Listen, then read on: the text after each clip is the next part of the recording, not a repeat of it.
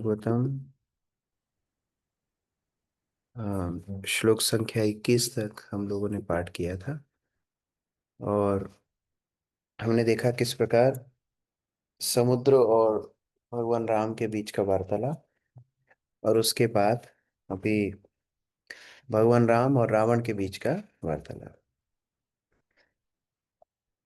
रामस्तमाह पुरुषाद पुरीशयन्न कांता समक्षम असता परता स्ववत्ते त्यक्त्वा तृपस्य फलमद्य जुगुप्सितस्य यच्छामि काल इव कर्तुर् अलंघ्य वीर्य। संजय प्रभु। हरे कृष्ण। भगवान श्री रामचंद्र ने रावण से कहा, तुम मानव भक्षियों में सबसे नीच हो। निसंदेह तुम उनकी विष्ठा तुल्य हो। तुम कुत्ते के समान हो, क्योंकि जिस प्रकार कुत्ता घर के स्वामी के न होने पर रसोई से भोजन ग्रहण करने की वस्तुएं चुरा लेता है, इस प्रकार तुमने मेरी अनुपस्थिति में मेरी पत्नी सीता देवी का अपहरण किया है। इसलिए जिस प्रकार यमराज पापी व्यक्तियों को दंड देता है, उसी प्रकार मैं भी तुम्हें दंड दूंगा। तुम अत्यंत नीच, पापी तथा निर्लज हो, इसलिए आज मैं तुम्हें दंड दूंगा, क्योंकि मेरा वार कभी खाली नहीं जाता। हरे कृष्ण। सामान्यतः भी जब लड़ाई झगड़ा होता है तो पहले आ, थोड़ी गाली गलौज जरूरी है। उसी तरह पहले जब क्षत्रिय भी लड़ते थे तो एक दूसरे को पहले ललकारते थे। पहले इस तरह कुछ उत्तेजित वचन बोलते थे, तभी शरीर में वो शक्ति आती थी लड़ने के लिए। तो भगवान रामचंद्र मानो रावण को उत्तेजित कर रहे हैं कि जैसे एक कुत्ता बिना गृह स्वामी की अनुमति के सामान ले जाता है, वैसे ही तुम सीता को लेकर के जाए। तात्पर्य मोनिका माता जी। न च देवताम पर बलम।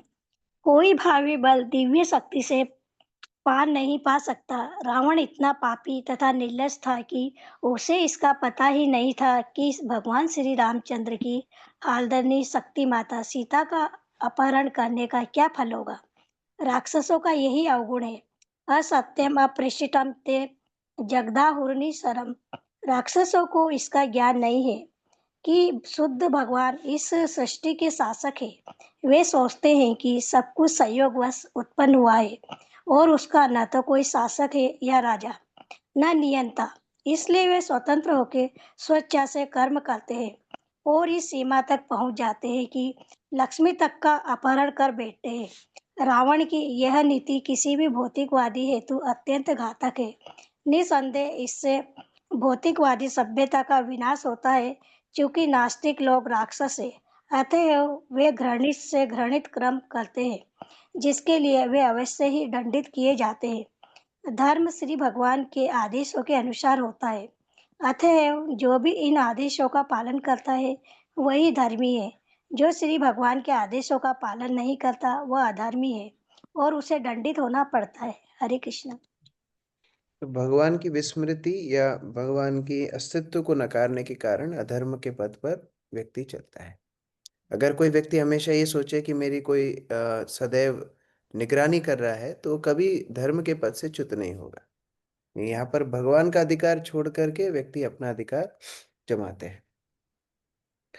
एवं क्षिपन् धनुषि संथितमुत्ससर्ज बाणं सव्रजमेव तद्गृहीतयं बिभेद सोऽस्रग्वमन्दशमुखैर्न्यपतत् विमानात् दाहेति जल्पतितजने सुकृत्वरिक्तः।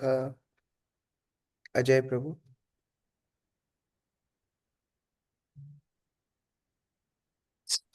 इस प्रकार रावण को ये नहीं दिख रहा है। हाँ, वो जूम आउट हो।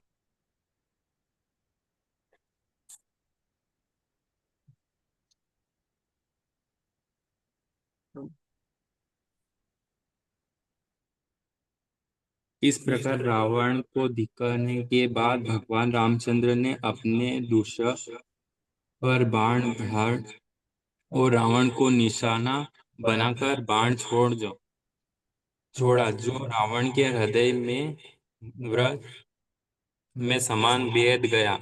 इसे देखकर रावण के अनुयायी आतंकवाद करते हुए चिल्लाए, हाय हाय क्या हो गया, क्योंकि रावण अपने 10 मुखों से रक्त वनम करता हुआ अपने विमान से उसी तरह नीचे गिर पड़ा जिस प्रकार कोई पुण्य आत्मा अपने पुण्यों के सूख जाने पर स्वर्ग से पृथ्वी पर आ गिरता है। बहुत विशाल लंबा चौड़ा भगवान राम और रावण के बीच का युद्ध है, लेकिन यहाँ संक्षिप्त में एक श्लोक में ही बता रहे हैं कि कैसे इतना अहंकारी रावण, जिसने पूरे विश्व के ऊपर विजय प्राप्त की थी, देवताओं के ऊपर विजय प्राप्त की थी, भगवान राम के बाणों से नीचे गिर गया। तात्पर्य बढ़ेंगे ऊपर से चेतन की। हरे कृष्ण प्रभु। भगवद गीता 9.1 में कहा गया है, क्षीणे पुण्ये नित्य लोकम विशन्ति। जब पुण्य के फल चूक जाते हैं तो स्वर्ग का भोग करने वाले पुनः पृथ्वी पर आ गिरते हैं। इस जगत के सकाम कर्म ऐसे हैं कि कोई चाहे पुण्य करे या पाप, उसे इसी संसार के भीतर भिन्न भिन्न अवस्थाओं में रहना होता है, क्योंकि पाप या पुण्य के द्वारा बारंबार जन्म मृत्यु की माया के चुंगल से छूटा नहीं जा सकता। रावण को किसी तरह समस्त ऐश्वर्यों से युक्त महान साम्राज्य का राजपद मिल गया था, किंतु सीता देवी का अपहरण जैसा पाप कर्म होने के कारण उसके सारे पुण्य कर्मों के फल विनष्ट हो गए थे। यदि कोई किसी महापुरुष का विशेष रूप से भगवान का अपमान करता है तो वह निस्संदेह अत्यंत अधम हो जाता है और अपने पुण्य कर्मों के फल से विहीन होकर रावण तथा अन्य राक्षसों की भांति नीचे गिर जाता है। इसीलिए सलाह दी गई है कि मनुष्य पाप पुण्य दोनों से ऊपर उठे और समस्त उपाधियों से रहित शुद्ध अवस्था में रहे। सर्वोपाधि विनिर्मुक्तम तत्पर प्रेम निर्मलम। जब कोई मनुष्य भक्ति में स्थिर हो जाता है तो वह भौतिक स्तर से ऊपर चला जाता है। भौतिक स्तर पर उच्च तथा निम्न दशाएं होती है, किंतु भौतिक स्तर से ऊपर होने पर मनुष्य आध्यात्मिक स्थिति में सदैव स्थिर रहता जाता है। सगुणान समतीत्यान ब्रह्मभूताय कल्पते। रावण या उस जैसे अन्य लोग भले इस संसार में शक्तिशाली एवं ऐश्वर्यवान हो, किंतु उनके पद सुरक्षित नहीं है, क्योंकि अंततः वे अपने कर्म फलों से बंधे रहते हैं। कर्मणा देव नेत्रेण। हमें यह कभी नहीं भूलना चाहिए कि हम प्रकृति के नियमों के से पूर्णतः अधीन है। प्रकृति क्रियमाणानि गुणे कर्माणि सर्वशः अहंकार विमूढ़ात्मा कर्ता हमीति मन्यते। प्रकृति के 3 गुणों के प्रभाव के अंतर्गत मोहग्रस्त जीव अपने को उन सारे कर्मों का कर्ता मान बैठता है जो वास्तव में प्रकृति द्वारा संपन्न होते हैं। किसी को न तो अपने उच्च स्थान पर घमंड होना चाहिए, न ही अपने को प्रकृति के नियमों से स्वतंत्र मानकर रावण की तरह कर्म करना चाहिए।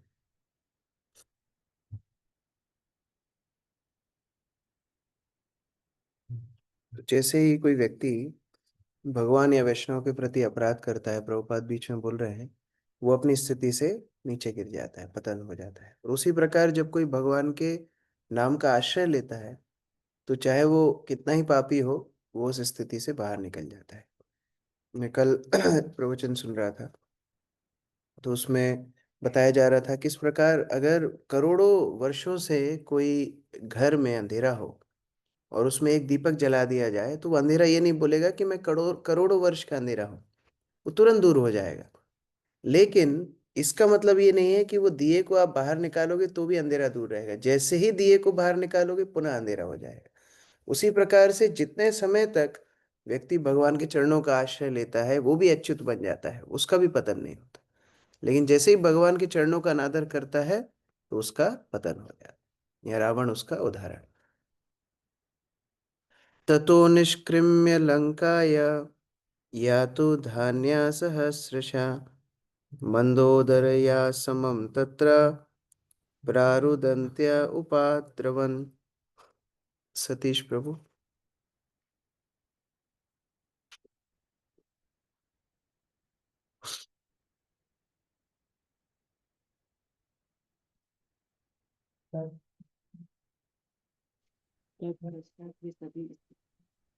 जिसके पति युद्ध में मारे जा चुके थे, रावण की पत्नी मंदोदरी के साथ लंका से बाहर आई। निरंतर विलाप करती हुई वे रावण तथा अन्य राक्षसों से शवों के समीप पहुंची। तो जैसे ही उसका वध हो गया रावण का, सारी रानियां इत्यादि सब बाहर आई मंदोदरी के साथ। स्वान स्वान बंधु परिसृज्य लक्ष्मणेशोभिरार्तितान् रुरोधुः स्वस्वरं दीना घ्नन्त्यात्मनाम आत्मना। प्रकाश प्रभु। लक्ष्मण ने बाणों द्वारा मारे गए अपने अपने पतियों के शोक में अपनी छाती पीटती हुई ने अपने अपने पतियों का आलिंगन किया और फिर वे रोमानिक स्वर में रोदन करने लगी। एक वो द्रवित करने वाला था। तो इस प्रकार सारी स्त्रियां अपने अपने पतियों के पास जा करके रोदन करने लगी। तो ऐसा कई बार वर्णन आया हिरण्याक्ष की मृत्यु के बाद, और सुअज्ञ राजा की मृत्यु के बाद, और यहाँ पर रावण की मृत्यु के बाद। हा हता स्वयं नाथ लोक रावण रावण कम याय च चरणम लंका त्वद्विहीना परार्दिता। अभय प्रभु।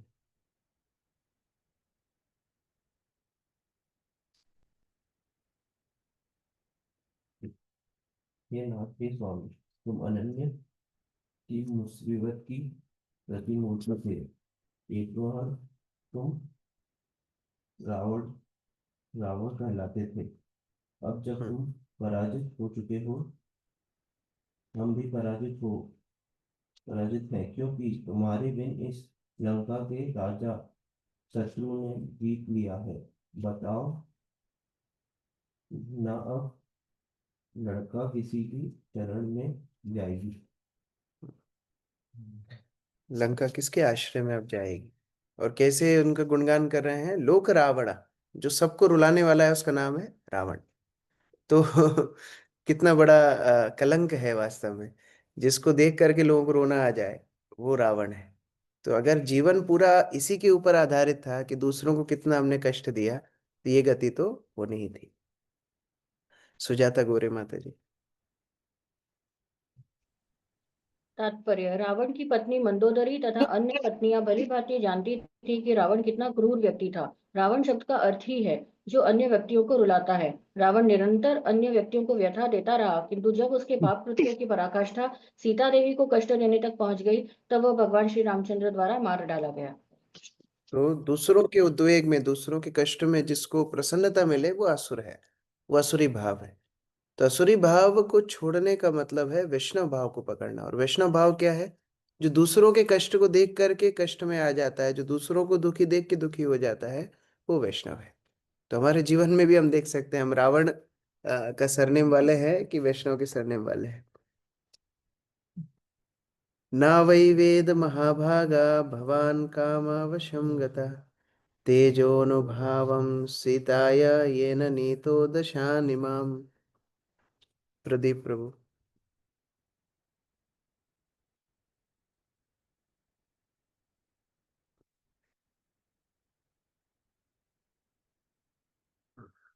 यश प्रभु। हरे कृष्णा प्रभु। प्रभु ये स्क्रीन ब्लैंक हो रही है बार बार। लिंक हो रही है जी ओके। हे परम सौभाग्यवान, तुम काम वासना से वशीभूत हो गए थे, अतएव तुम सीता देवी के प्रभाव तेज को नहीं समझ सके। तुम भगवान रामचंद्र द्वारा मारे जाकर सीता जी के शाप से इस दशा को प्राप्त हुए हो। हरे कृष्णा। मेरे फोन में तो ठीक चल रहा है। अब हो गया। हाँ, अभी ठीक। तात्पर्य विपिन प्रभु। जोर से पढ़ोगे तो ऐसे ही पढ़ सकते। तात्पर्य: ऐसा नहीं है कि केवल सीता देवी ही शक्तिशाली थी, अपितु कोई भी स्त्री सीता देवी के पद चिन्हों पर चलकर ऐसी ही शक्तिशाली बन सकती है। वैदिक साहित्य के इतिहास में ऐसे अनेक उदाहरण मिलते हैं जहाँ भी आदर्श सती स्त्रियों का वर्णन होता है, सीता का नाम उनमें अवश्य मिलता है। रावण की पत्नी मंदोदरी भी उच्च कोटि की सती थी। इसी प्रकार द्रौपदी भी 5 उच्च कोटि की सतियों में से एक है। जिस प्रकार मनुष्य को ब्रह्मा, नारद जी जैसे महापुरुषों का अनुसरण करना चाहिए, उसी प्रकार प्रत्येक स्त्री को भी सीता, मंदोदरी, द्रौपदी जैसी आदर्श स्त्रियों के पथ का अनुसरण करना चाहिए। सती रहकर तथा अपने पति के प्रति आज्ञाकारिणी बनकर स्त्री अपने आप को देवी शक्ति से संपन्न करती है। यह नैतिक सिद्धांत है कि मनुष्य को मन में पराई स्त्री के प्रति विषय वासना की भावना नहीं लानी चाहिए। मातृवत परदारेषु बुद्धिमान मनुष्य को चाहिए कि पराई स्त्री को अपनी माता के तुल्य देखे। यही चाणक्य श्लोक 10 का आदेश है। मातृव्रत परादेरेषु परद्रव्येषु लोष्ट्रवत् आत्मवत् सर्वभूतेषु यह पश्यति स पंडितः। जो कोई पराई स्त्री को अपनी माता के समान, पराय धन को धूल के तुल्य तथा समस्त जीवों को अपने समतुल्य मानता है, वह पंडित माना जाता है। इस प्रकार रावण न केवल भगवान श्री रामचंद्र द्वारा अपितु अपनी पत्नी मंदोदरी द्वारा भी धिक्कारा गया, क्योंकि वह सती स्त्री थी। अतः वह अन्य सती की, विशेष रूप से सीता देवी जैसी पत्नी की शक्ति को जानती थी। एक आचार्य ने तो अपने पुस्तक में लिखा है कि मंदोदरी ने 2-4 रावण को लगाए भी धिक्कारते हुए कि तुम इतने ज्ञान प्राप्त करने के बाद भी इतना नीच व्यवहार तुमने किया। सीता जैसी साध्वी, सीता जैसी सती को तुमने इतना कष्ट पहुंचाया, इतना अनादर किया। वास्तव में माताओं का आदर ये वैदिक सभ्यता की नींव है। माताओं का आदर होना चाहिए। जब जीबीसी मीटिंग के समय अलग अलग सन्यासी प्रवचन देते हैं, तो एक एक समय गुरु महाराज को प्रवचन देना था और सारे बड़े बड़े सन्यासी, सब लीडर्स उधर बैठे थे। तो गुरु महाराज ने टॉपिक चुना, हाउ टू रिस्पेक्ट वुमेन। ये टॉपिक पे गुरु महाराज ने प्रवचन दी। क्यों? क्योंकि वास्तव में जब तक जो वैष्णव समाज है उसमें माताओं का सम्मान नहीं होगा, तब तक वो समाज स्थिर नहीं रहेगा। कई बार घृणास्पद स्थिति में माताओं को देखना या ये देखना कि अरे अरे ये तो माया है, ये स्थिति से देखने से उस व्यक्ति का पतन हो जाता है। प्रभुपाद को एक बार कुछ ब्रह्मचारियों ने बोला, प्रभुपाद हम ब्रह्मचारी मंदिर में रहेंगे, माताओं को आप एक काम कीजिए, अलग से कोई रूम दिला दीजिए, वहां पर ये लोग जप करेंगे। प्रभुपाद तुम इतने बड़े ब्रह्मचारी, तुम जंगल में क्यों नहीं जाते हो?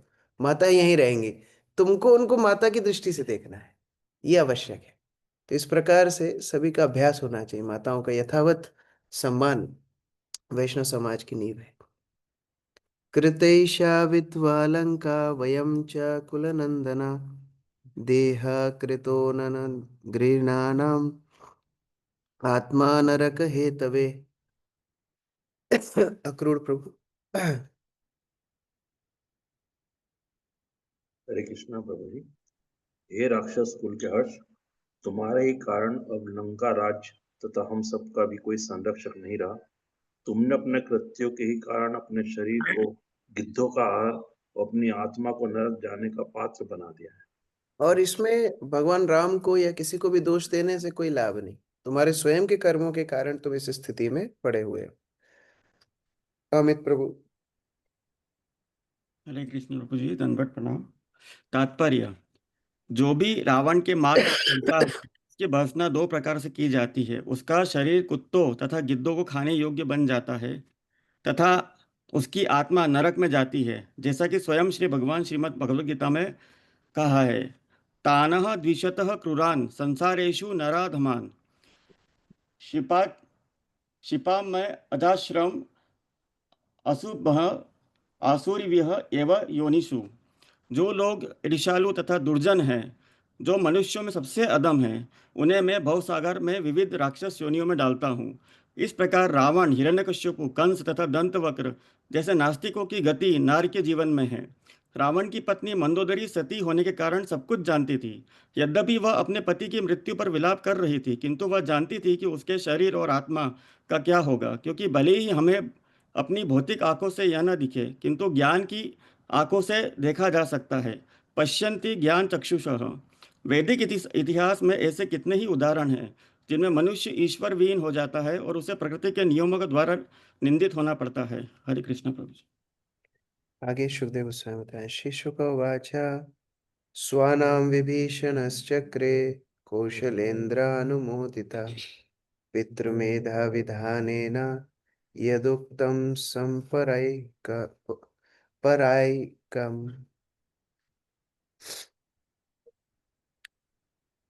हर्षल प्रभु पढ़िए। हरे कृष्ण प्रभु धन्यवाद प्रणाम। श्रील सुखदेव गोस्वामी ने कहा, रावण के पवित्र भाई तथा भगवान श्री रामचंद्र के भक्त विभीषण ने कौशल के राजा भगवान श्री रामचंद्र से अनुमति प्राप्त करके अपने परिवार के सदस्यों को नरक जाने से बचाने हेतु रावण के अंतिम संस्कार की विधि संपन्न की। हरे कृष्ण। अनुपमा राधिका माता जी। तात्पर्य: एक शरीर छोड़ने के पश्चात मनुष्य दूसरे शरीर को प्राप्त करता है, किंतु कदाचित यदि वह बहुत अधिक पापी होता है तो उसे दूसरे शरीर में देहांतरण करने नहीं दिया जाता है और इस प्रकार वह प्रेत बन जाता है। मृत व्यक्ति को प्रेत जीवन से बचाने हेतु शास्त्रों के अनुसार अंत्येष्टि कर्म या श्राद्ध कर्म किया जाना चाहिए। रावण का वध भगवान श्री रामचंद्र द्वारा हुआ था और उसे नरक में जाना था, किंतु भगवान श्री रामचंद्र की सलाह से रावण के भाई विभीषण ने मृतक हेतु निर्धारित समस्त कर्म संपन्न किए। इस प्रकार भगवान श्री रामचंद्र रावण की मृत्यु के पश्चात भी उस पर दयालु थे। अभी सीता को पुनः प्राप्त किया। ततो ददर्श भगवान अशोक वणिकाश्रमे क्षमां स्वविरह व्याधिं सिंशापमूलमाश्रितान्। राकेश प्रभु। हरे कृष्णा प्रभु जी। तत्पश्चात भगवान श्री रामचंद्र ने सीता देवी को अशोक वन में शीशम वृक्ष के नीचे एक छोटी सी कुटिया में बैठी पाया। वे श्री राम के वियोग में दुखी होने के कारण अत्यंत दुबली पतली हो गई थी। राम प्रियतमां भार्यां दीनां वीक्ष्यानुकंपता आत्मसंदर्शनाह्लादा वीक्षानुमुख पंकजाम। महारानी माता जी। अपनी पत्नी को उस दशा में देखकर भगवान श्री रामचंद्र अत्यधिक दयार्द हो उठे। जब वे पत्नी के समक्ष आए तो वे भी अपने प्रियतम को देखकर अत्यंत प्रसन्न हुई और उनके कमल सदृश मुखारविंद से आह्लाद झलकने लगा। तो सीता माता की प्रसन्नता का विषय भगवान की संगत है और भगवान से विरह में वो पूर्ण तरह से सूख गई थी। यद्यपि लंका के बीच में रह रही हैं, अशोक वाटिका में रह रही हैं, लेकिन शोकाकुल। तो ये भक्त का विचार होना चाहिए। भगवान की उपस्थिति, भक्तों की उपस्थिति में वो पूर्ण रूप से स्वस्थ रहते हैं। कल हम भक्तों के साथ चैतन्य चरितामृत पढ़ रहे थे, वहां उदाहरण दिया था चैतन्य महाप्रभु की अनुपस्थिति में महाप्रभु के भक्तों की दशा कैसी होती थी। जैसे वर्षा काल के अभाव में जमीन में सूखा पड़ जाता है, उस प्रकार। और जब महाप्रभु की उपस्थिति होती थी तो जैसे मानो वो जो फसल सूख रही थी, जो जल के अभाव में मरने वाली थी, उसमें पुनः वर्षा हो गई। तो उसी प्रकार से यहाँ माँ सीता जब भगवान राम को देखती है, आह्लाद पूर्ण हो जाती है, क्योंकि वास्तव में उनका जितना पोषण है वो भगवान राम की संगति से।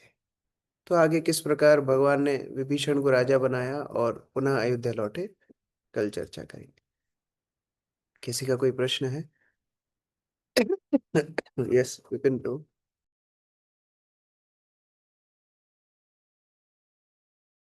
मैं भक्तों में कुछ विशेषताएं देखता हूँ, तो वो कैसे हम अपने जीवन में उतारे। मतलब जैसे मैं आपको देखता हूँ तो जो ज्ञान, मुझे ऐसा लगता है कि जो ज्ञान है आपके अंदर, तो वो कैसे हम अपने अंदर उतारे। मैं सुबह सुबह देखता हूँ अभय चरण प्रभु को, वो हमेशा मंदिर में समय से पहले और बहुत ऊर्जा के साथ हमेशा हमेशा उनकी ऊर्जा भरी रहती है।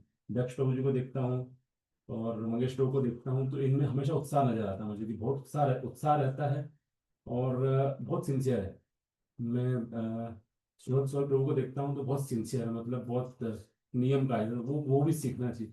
तो कैसे सीखे? जैसे मैं माता जी सीखता हूँ, मैंने शोभा माता जी, मैं रोज में हम लेट होते हैं, वो कभी लेट नहीं होती। मतलब मैं उनको रोज लेके आता हूँ वो कभी भी ऐसा नहीं हुआ क्यों लेट मुझे मुझे लेट कर, क्योंकि मैं हमेशा लेट करता हूँ। अपराध भी होता है क्योंकि मेरे कारण लेट भी आती है।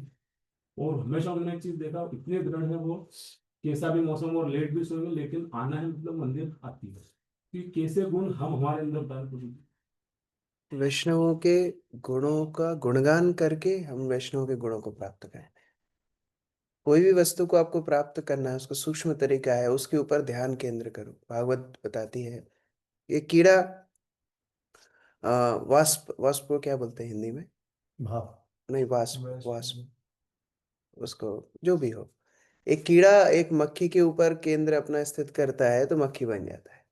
उसी प्रकार से अगर हम वैष्णव की निंदा के ऊपर अपना ध्यान रखेंगे तो जो दोष उनके अंदर है वो हमारे अंदर आ जाएंगे। और ये होता है। कई बार हमें लगता है अरे ये धुन अच्छी नहीं गा रहे हैं, फिर हम जब कीर्तन करें वो बिगड़ जाएगा। तो ऐसा भगवान सुनिश्चित करते हैं। लेकिन जब वैष्णव के गुण देख के दूसरों के साथ उसकी चर्चा करते हैं, उसका गुणगान करते हैं, तो वो गुण भगवान हमारे अंदर भी देते रहते हैं। लेकिन फिर भी ये सारे गुणों की नींव है भक्ति। भक्ति से सारे गुण जागृत होते हैं। तो जितना ज्यादा हम भक्ति में आगे बढ़ेंगे, अपने आप ये गुण अपने अंदर प्रकाशित होते जाएंगे। कोई अलग अलग से एक एक गुण के ऊपर काम करने की आवश्यकता नहीं। जैसे जैसे भक्ति होगी वैसे वैसे गुण प्रकाशित होते जाएंगे। कई बार जैसे मानसिक अपराध बन जाते थे, आपने बताया था, जैसे कई बार कीर्तन, आप जैसे एग्जाम्पल, कई क्षमा बार मांगनी चाहिए। मानसिक अपराध है, क्षमा मांगनी चाहिए, या फिर उस वैष्णव का गुणगान करना चाहिए। अगर क्षमा भी नहीं मांग सकते तो जिसके प्रति अपराध किया उसका गुणगान करना चाहिए। Yes, Raghav Prabhu. Yeah, on the lecture which you mentioned in the Guru class, Nick Guru Maharaj is telling that your Guru Maharaj wants you to be a lion with Chief Srila Prabhupada. So you answered Advaita Acharya Prabhu that you should associate with enthusiastic devotees. But if these devotees are lions, then they're already out somewhere achieving something to Srila Prabhupada. So it's difficult to get their fulfillment. संग करने का अर्थ है, प्रश्न है कि गुरु के प्रति निष्ठा आती है ऐसे भक्तों का संग करने से जिनकी गुरु के प्रति आसक्ति है, जो गुरु के प्रति ज्यादा आसक्त है। लेकिन क्योंकि वो भी गुरु की सेवा में व्यस्त है, हो सकता है उनका संग उतना ना मिलता हो। तो संग करने का मतलब है उनकी इंस्पिरेशन को लेना, वो भी संग है। क्योंकि हमेशा संभव नहीं है कि कोई वरिष्ठ वैष्णव हमेशा 24 घंटे हमारे साथ रहे, वो संभव नहीं। लेकिन उनकी प्रेरणा लेना आवश्यक है। और जब हम प्रेरणा का संग करते हैं, जब उनके आदेशों का संग करते हैं, जब उनकी सिद्धांतों का संग करते हैं, तो वो संगति ज्यादा गहरी संगति होती है। क्योंकि फिर हम उस संगति से कभी दूर नहीं जाते। फिजिकल संगति में अपराध के चांसेस है, लेकिन वाणी संगति में अपराध के चांसेस नहीं। तो हम वैष्णव के संग में रहें, लेकिन जो भी हमारे प्रेरणाप्रद जो भक्तगण हैं उनकी उनकी प्रेरणा का संग हमको साथ साथ में करना है। पहले जब गुरुजन प्रचार करते थे, प्रवास पे जाते थे, शिष्य को एक ही बार मिलते थे, तो वो शिष्य उनसे आकर्षित होकर उनको बोलता था मैं आपका शिष्य बनना चाहता हूँ, गुरु दीक्षा देके आगे चले जाते। अभी वो शिष्य को पूरा जीवन वही, जो जितना मिनट उसको गुरु का संग मिला है उसी के आधार पर अपना जीवन निकालना है। फिर दोबारा कभी गुरु प्रवास करते करते वहां आएंगे, कभी मौका मिलेगा तो शिष्य से मिलेंगे, नहीं तो उसका पूरा जीवन उतने में ही निकलता था। तो संग करने का अर्थ है उनके उदाहरण, उनके सिद्धांत, उनकी वाणी का भी संग करना चाहिए। उससे हमारे अंदर भी वो प्रकाशित होता है। जैसे मानो प्रभुपाद के इतने शिष्य हैं, उन लोगों ने जिस तरह प्रभुपाद की सेवा की, अगर हम उनके उदाहरण के चिंतन करें या उनकी जो एक्सपीरियंस है उसको पढ़ें, तो वो पढ़ने से हमारे अंदर प्रेरणा आ सकती है। तो बाकी सब भक्तों के संग में हम सेवा करेंगे, वो अकेले नहीं रहना है, लेकिन जिनसे प्रेरणा लेना है वो वाणी के माध्यम से भी प्रेरणा ली जा सकती है। यस, तनिषा माता जी। हरे कृष्ण प्रभु जी, दंडवत प्रणाम। प्रभु जी, मेरा क्वेश्चन था कि अगर भक्ति करते तो हम 10-15 दिन तो ठीक से भक्ति होती, फिर किसी भौतिक चीजों में मन चला जाता है, फिर वापिस भक्ति ठीक से नहीं हो पाती है। एक बहुत लंबा बैकअप है आपका तो। दस एक पंद्रह दिन जैसा। तो बहुत लंबा बैकअप है हाँ। वास्तव एक में। एक बार प्रभुपाद को पूछा गया, प्रभुपाद हम बीच बीच में माया में गिर जाते हैं। प्रभुपाद बोले तुम माया में हो, बीच बीच में भक्ति में गिर जाते हो। क्योंकि वास्तव में जीव का स्वभाव है भक्ति ना करके इंद्रिय तृप्ति करना, भौतिक संसार है, बद्ध अवस्था। तो जितने दिन हमारी भक्ति हो रही है वास्तव में वो भगवान की, वैष्णव की कृपा है। अगर 10-15 दिन भी हो रही है बहुत बड़ी बात है। इसीलिए प्रतिदिन भगवान के वैष्णव भक्तों का संग, भगवान के द्वारा प्रदत्त शास्त्रों का संग, भगवान के नाम का संग, ये संग आवश्यक है। हमने एक उदाहरण की चर्चा की थी बीच में अभी, दीप की, है ना। अगर एक अंधेरे कमरे में आपने दीपक जलाया तो करोड़ों करोड़ों वर्षों का अंधकार वो दीपक एक क्षण में दूर कर देगा, लेकिन फिर जैसे ही वो दीपक को बाहर निकालोगे पुनः अंधकार हो जाएगा। तो ऐसा आप नहीं बोल सकते अरे यहाँ तो मैंने 100 साल तक दीपक जलाया था, अभी बाहर निकालने से तो कम 5 मिनट तो कम से कम उजाला रहना चाहिए था। नहीं, जैसे ही दीपक बाहर जाएगा पुनः अंधकार हो जाएगा। उसी प्रकार से जैसे ही भक्त के जीवन से नाम, वैष्णव ग्रंथ चले जाते हैं, पुनः माया उसको पकड़ लेती है। इसलिए प्रतिदिन ये आश्रय लेने का अभ्यास होना चाहिए। यस, किंचन प्रभु। जी प्रभु, जैसे हम मतलब कार्य करते हैं ना, और किसी मतलब कारणवश अगर मतलब किसी इंसान को या फिर किसी को मतलब अपनी वजह से किसी को मतलब पीड़ा पहुंचती है या फिर किसी को क्षति पहुंच जाती है, तो उसके लिए हमें क्या करना चाहिए, मतलब क्षमा करने। प्रश्न है, हम कोई भी काम करते हैं और अज्ञानवश किसी को पीड़ा पहुंचती है तो क्या करना चाहिए। सबसे पहले तो हमको ये विचार करना है कि भौतिक संसार में कोई भी व्यक्ति कर्म बंधन से मुक्त नहीं रह सकता। जीवो जीवस्य जीवनम, एक व्यक्ति के कार्य से दूसरे व्यक्ति को कष्ट होगा ही होगा। ये भौतिक संसार क्योंकि सीमित है, इस सीमित भौतिक संसार में एक व्यक्ति की उपस्थिति दूसरे को समस्या होती है। जैसे मानो आप ट्रेन में जा रहे हो, ट्रेन में अगर आप अकेले पैसेंजर हो तो कितना अच्छा होता, आपके हिसाब से ट्रेन चलती, आपके हिसाब से रुकती, आपके हिसाब से वॉशरूम होता, आपके हिसाब सब होता। अभी इतने हजारों लोग हैं तो आपको उनकी उपस्थिति से कुछ ना कुछ तो कष्ट होता है। उसी तरह हमारी उपस्थिति से दूसरों को कष्ट होना निश्चित है भौतिक संसार। तो ये, इससे हम बच नहीं सकते, लेकिन जानबूझ करके किसी जीव को कष्ट नहीं पहुंचाना चाहिए। अब आपका प्रश्न है अनजाने में हो जाए तो क्या करना चाहिए, तो फिर भगवान के नाम का आश्रय लेना चाहिए। जो कुछ अपराध बिना सोच विचार के, बिना ध्यान के हमसे हो गए हैं, नाम के अंदर इतनी शक्ति है, उन सब से हमको मुक्त कर सकता है। तो इसलिए नाम का आश्रय, जो रोज हम नाम जप कर रहे हैं, वो बहुत गंभीरता से करना चाहिए। और अपना प्रयास ये करना है कि जानबूझ के अपन से किसी के प्रति कष्टप्रद व्यवहार ना हो।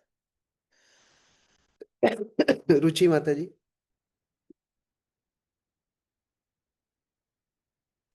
कृष्णा प्रभु जी।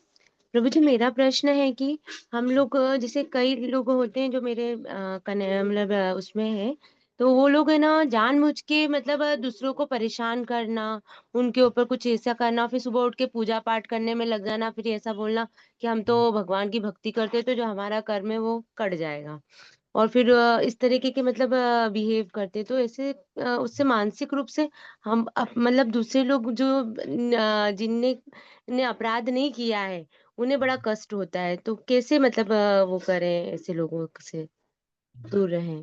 पहले तो दूसरे क्या कर रहे हैं वो महत्वपूर्ण नहीं है, जी क्योंकि वो उनके और भगवान के बीच में है।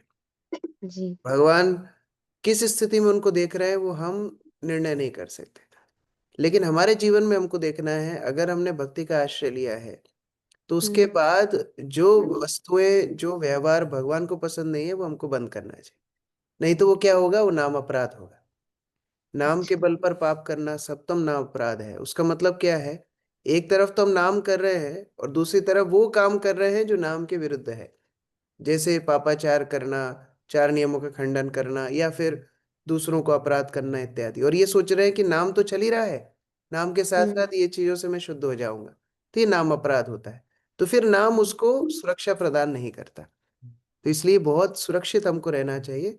अगर हम नाम का आश्रय ले रहे हैं तो फिर हमको अन्यत्र पापों से बचना चाहिए, लेकिन दूसरों के लिए नहीं, अपने लिए विचार करना है। दूसरे क्या करते हैं वो भगवान और उनके बीच में है, उसका निर्णय हम नहीं कर सकते। जी प्रभु जी, धन्यवाद प्रभु जी। श्री प्रभुपाद की जय। ग्रंथराज श्रीमद् भागवतम की जय।